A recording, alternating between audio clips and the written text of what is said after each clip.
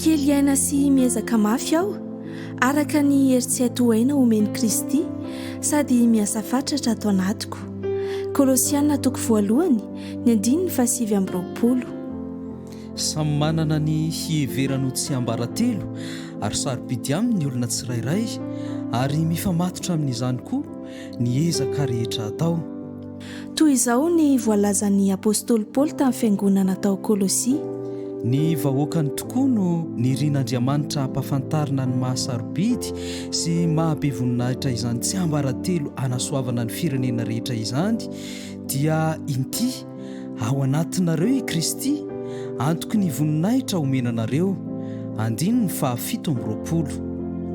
Andriamanitra no mihazona ny tsy ambaratelo na ilay zava-miafina sarobidy sy miavaka indrindra ary ampahafantariny antsika izany dia i Kristy ao anatintsika.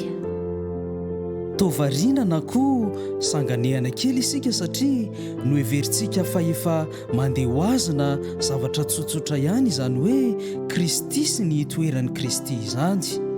Ho an'ny Paoly apôstôly kosa niova ny lahara-pahamena teo aminy tamin'ny fotoana nahafantarana izany manao hoe koa dia mitory an'i Kristy amin'ny olona rehetra izahay, samy anarinay sy ampianarinay amin'ny mpahendrena tokoa ny olona mba hahatonga azy rehetra ho tanteraka noho izy tafaray amin'i Kristy. 9:20.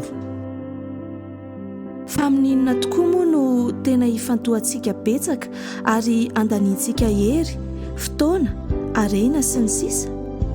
Avaozin'ny tenin'Andriamanitra indray isika ka ampahafantatra amin'ny olona rehetra fa i Kristy ao anatintsika sy ny famelana azy hanjaka eo amin'ny fiainana no hahatonga antsika ho tanteraka, ho lavorary ary ho olon-dehibe amin'ny finoana. Tompo, ampo anay ianao ka hanjakao ny fiainanay. Amen.